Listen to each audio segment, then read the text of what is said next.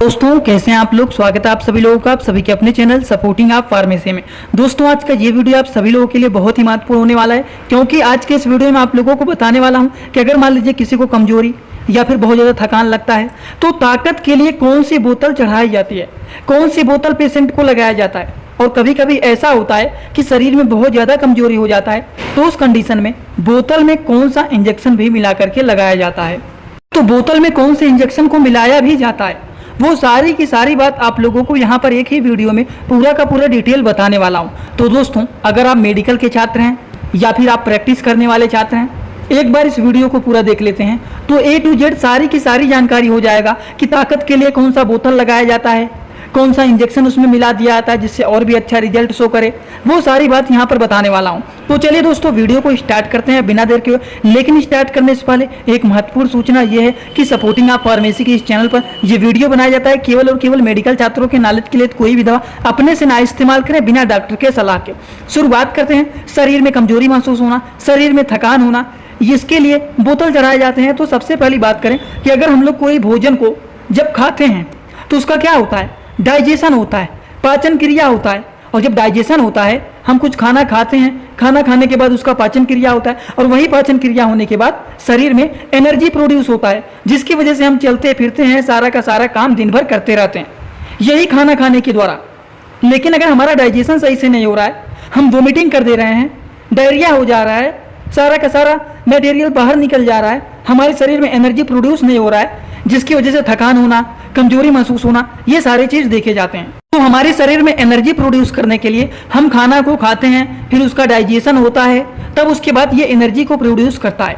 लेकिन जब glucose IV fluid जो चढ़ाया जाता है वो डायरेक्ट एनर्जी बनाता है, वो डायरेक्ट हमारे शरीर में ऊर्जा बनाता है, जिससे हम आसानी से सारे के सारे कामों को कर सकते हैं। तो इतना सारा प्रोसेस यहाँ पर नहीं होगा कि हम खाना को खाने जा रहे हैं, फिर उसका डाइजेशन होगा, फिर एनर्जी प्रोड्यूस करेगा। तो ये ग्लूकोज डायरेक्ट इसको चढ़ाया जाता है, जिससे पेशेंट को तुरंत एनर्जी प्रोड्यूस शरीर में होना शुरू हो जाए। तो ये बातें होती है। लेकिन यहाँ पर हम थोड़ा सा और भी जान लेते हैं। अगर हम लोग बात करें तो 75% वाटर हमारे शरीर में प्रेजेंट होता है। अगर यही नहीं रहता है तो सिर में दर्द होना, चक्कर आना, ब्रीदिंग प्रॉब्लम देखे जाना, शरीर में थकावट महसूस होना, स्किन जो होता है एकदम सूखा रूखा हो जाता है, पेट में कब्ज बन जाता है, उसके बाद यूरिन का आउटपुट जो होता है वो डिक्रीज हो जाता है, यूरिन पास नहीं होता है, मांसपेशियों में भी दर्द देखा जा सकता है। शरीर में 75% वाटर होता है, carbohydrate, fat, protein, mineral, vitamin, ये सारे चीज हमारे शरीर में पाए जाते हैं। ये तो एकदम बेसिक नॉलेज है जो कि आपको थोड़ा बहुत जानकारी इसके बारे में रहना ही चाहिए। अब हम बात करने जा रहे हैं शरीर में कमजोरी महसूस होना, शरीर में थकान महसूस होना। अगर किसी को ये हो रहा है तो उस कंडीशन में कौन सी बोतल लगाई जाती है, किस किस कंडीशन में इस्तेमाल किया जाता है बोतल को, इसका डोज क्या होता है, कितने डोज में बोतल को चढ़ाया जाता है। अगर किसी को ज़्यादा कमजोरी हो जाता है तो उस कंडीशन में उसमें क्या मिलाया जाता है, कौन से इंजेक्शन को मिला करके लगा दिया जाता है जिससे पेशेंट के शरीर हेल्दी रहे। उस कंडीशन में ये सारी की सारी बात हमें जानना है, कौन सा बोतल लगाना है, किस कंडीशन में इस्तेमाल करना है, उसका डोज क्या रहना चाहिए, अगर ज़्यादा कमजोरी हो गया है तो उसमें कौन सा इंजेक्शन मिला करके लगाया जाता है, वो सारी की सारी बात यहाँ पर आपको अब बताने जा रहा हूँ। तो चलिए ध्यान से देखते हुए चलते हैं, एकदम आसान भाषा में समझते हुए चलेंगे। तो शुरुआत करते हैं सबसे पहले टॉपिक की ओर कि कौन सा बोतल लगाया जाता है और इसको किस कंडीशन में लगाया जाता है, इनका क्या क्या काम होता है। तो चलिए समझते हैं। हम बात करें कि कौन सा इंजेक्शन लगाया जाता है तो दोस्तों DNS लगाया जाता है, जिसका फुल फॉर्म होता है डेक्स्ट्रोज नॉर्मल सैलिन। अगर हम बात करें इसका काम क्या होता है, शरीर में डिहाइड्रेशन हो जाना, मतलब शरीर में पानी की कमी हो जाना, हाइपोग्लिसीमिया हो जाना। हाइपोग्लिसीमिया का मतलब क्या होता है, ग्लूकोज का कमी हो जाना। अब एक बात और आप लोग बताइए, शरीर में ब्लड में अगर ग्लूकोज का लेवल बढ़ जाता है तो उस पेशेंट को क्या कहा जाता है, आप बताइए, फिर लास्ट में मैं बताऊंगा।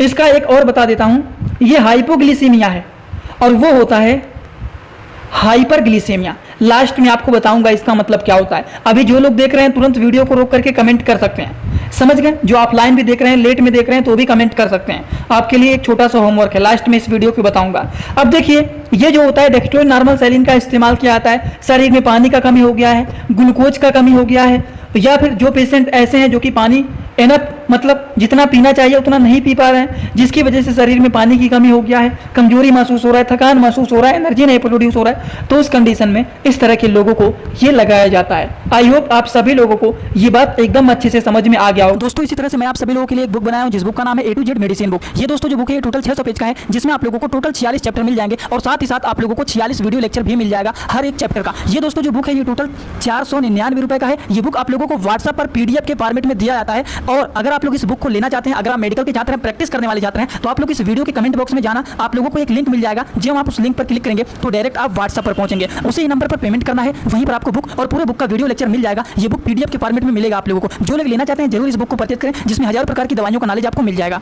ये बातें हो गई दोस्तों DNAS के बारे में। और आप लोगों को मैंने बताया है, एक होता है NAS, दूसरा होता है DNAS, एक होता है रिंगर लैक्टेट सॉल्यूशन, एक होता है D5, एक होता है D10, एक होता है D25। तो ये आपको पता रहना चाहिए। Normal saline, dextrose normal saline, Ringer lactate solution, dextrose 5% मिला हुआ है, डेक्सट्रोज 10% इसमें मिला हुआ है, डेक्सट्रोज 25% इसमें मिला हुआ है। तो ये बात आप लोगों को याद रखना चाहिए कि इनका क्या मतलब होता है और DNAS का इस्तेमाल किन चीज़ों में किया जाता है, ये भी आप लोगों को पता ही रहना चाहिए।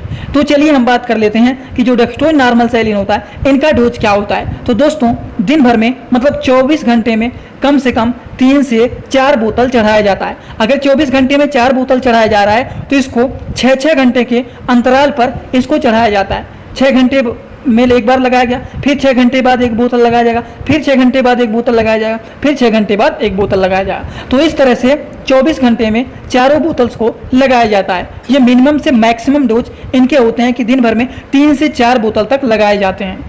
ये तो बातें हो गई किस तरह के पेशेंट को इसको देना है। शरीर में थकान महसूस होना, शरीर में कमजोरी महसूस होना, शरीर में बहुत ज़्यादा कमजोर हो गया है तो उसको हेल्दी बनाने के लिए ये चढ़ाया जाता है। डेक्सट्रोज नॉर्मल सेलिन पेशेंट को लगाया जाता है। इनका डोज भी आपको बता दिया हूँ, लेकिन यहाँ पर एक बात और बता देता हूँ, किस बोतल को किस पेशेंट को नहीं लगाया जाता है ये भी तो जानना जरूरी है। और हाँ, इसके बारे में आप लोगों को पता रहना चाहिए। तो जो होमवर्क दिया हूँ वो अभी आप लोग यहाँ पर देख लो, समझ में आ जाएगा कि मैं क्या बता रहा था आप लोगों को। किसको यह नहीं देना चाहिए, किस तरह के पेशेंट को डेक्सट्रोज नॉर्मल सेलिन को नहीं लगाया जाता है। जैसे कि जिसको डायबिटीज हुआ है, शुगर के पेशेंट हैं, जिसको बोलते हैं हाइपरग्लिसीमिया, शरीर में ग्लूकोज का लेवल पहले से भी बढ़ा हुआ है, तो शरीर में ग्लूकोज का लेवल पहले से ही बढ़ा हुआ है और आप इसको चढ़ा देते हैं, इसको पेशेंट को दे देते हैं तो और भी ग्लूकोज का लेवल बढ़ जाएगा। तो शुगर के पेशेंट के लिए यह दिक्कत हो सकता है। या फिर अगर मान लीजिए किसी पेशेंट को हार्ट का प्रॉब्लम है तो उस तरह के लोगों को भी ये नहीं दिया जाता है। और एक बात, जिसका ब्लड प्रेशर हाई रहता है उस तरह के लोगों को भी ये नहीं दिया जाता है, क्योंकि इसमें सोडियम क्लोराइड पाया जाता है, इसमें नमक की मात्रा पाया जाता है। और अगर पेशेंट का ब्लड प्रेशर का प्रॉब्लम है, ब्लड प्रेशर पहले से ही हाई है और आप उसको ये बोतल चढ़ा देते हैं तो और भी ब्लड प्रेशर हाई हो जाएगा। क्योंकि जो ये IV फ्लूइड होता है इसमें 100 ml के सॉल्यूशन में 0.9% weight of volume sodium chloride पाया जाता है, जो कि ब्लड प्रेशर के पेशेंट के लिए ये बहुत ही नुकसानदायक होता है और ब्लड प्रेशर इससे और भी बढ़ जाता है। लेकिन अगर मान लीजिए किसी को डिहाइड्रेशन हुआ है, शरीर में पानी की कमी हो गया है, उनको बहुत ज़्यादा वोमिटिंग हो गया है, तो इस कंडीशन में ब्लड प्रेशर डाउन हो जाता है, तो उस तरह के लोगों को ये बोतल चढ़ाया जाता है। लेकिन पहले ब्लड प्रेशर को मेजर किया जाता है, उसके बाद इसको लगाया जाता है। शायद अब इतना जो बात बताए हैं किसी को कोई डाउट नहीं होगा, क्योंकि अभी तक आप लोगों को डेक्सट्रोज नॉर्मल सेलिन के बारे में बता रहा था कि अगर किसी के शरीर में कमजोरी हो गया है, बहुत ज़्यादा थकावट महसूस होता है, शरीर में पानी की कमी हो गया है, ग्लूकोज का लेवल घट गया है, शरीर में ग्लूकोज का भी कमी हो गया है, ज़्यादा वो पानी नहीं पी पा रहे हैं पेशेंट, तो उस कंडीशन में ब्लड प्रेशर अगर डाउन हो गया है तो उस कंडीशन में डेक्सट्रोज नॉर्मल सेलिन का इस्तेमाल किया जाता है, जो कि यूजफुल एंड पॉपुलर माना जाता है। वहीं पर अगर इनके डोज के बारे में भी आपको बता दिया हूँ कि दिन भर में पेशेंट के कंडीशन को देखते हुए दिन भर में 3 से 4 बोतल लगाया जा सकता है। समझ में आ गया। और किस तरह के पेशेंट को ये नहीं दिया जाता है वो भी बात आप लोगों को यहाँ पर बता दिया हूँ, जिनका ग्लूकोज का लेवल बढ़ा हुआ है, हार्ट का प्रॉब्लम है, पहले से ब्लड प्रेशर का प्रॉब्लम है, ब्लड प्रेशर हमेशा हाई रहता है, तो इस तरह के लोगों को ये बोतल नहीं लगाया जाता है। तो ये बातें आपको याद रखना पड़ेगा हमेशा के लिए, जिससे किसी को भी अगर आप इस बोतल को लगा रहे हैं तो कोई भी कन्फ्यूजन आपको नहीं रहना चाहिए। उसी तरह से हम बात करें कि अगर मान लीजिए किसी को बहुत ज़्यादा कमजोरी हो जाता है तो उस कंडीशन में कौन सा इंजेक्शन उसमें मिलाया जाता है। डेक्सट्रोज नॉर्मल सेलिन में मल्टीविटामिन को मिलाया जाता है, जैसे कि एल्विट प्लस आता है, एमिविट आता है। तो ये जो होता है ये एक प्रकार के मल्टीविटामिन होते हैं जो कि शरीर में अलग अलग प्रकार के विटामिन को ये मेंटेन करने का काम करते हैं, जिसकी वजह से शरीर में बहुत ज़्यादा कमजोरी हो गया है अब कमजोरी हो जाएगा तो कोई भी काम करने जाएंगे थकावट महसूस ही होगा। तो इसीलिए इसमें इस इंजेक्शन को लगा दिया जाता है जिससे पेशेंट के अंदर ये इसी के रास्ते धीरे धीरे चला जाए। तो इसीलिए इसी को मिलाया जाता है। और किस में मिलाया जाता है? डेक्सट्रोज नॉर्मल सैलिन में। तो दोस्तों आई होप आप सभी लोगों को ये सारी की सारी बात एकदम अच्छे से समझ में आया होगा। अगर आप लोगों को ये सारी बात समझ में आया हो तो सभी लोग सीधा सीधा कमेंट बॉक्स में आएंगे और अपना फीडबैक जरूर देना कि आज का वीडियो कैसा लगा।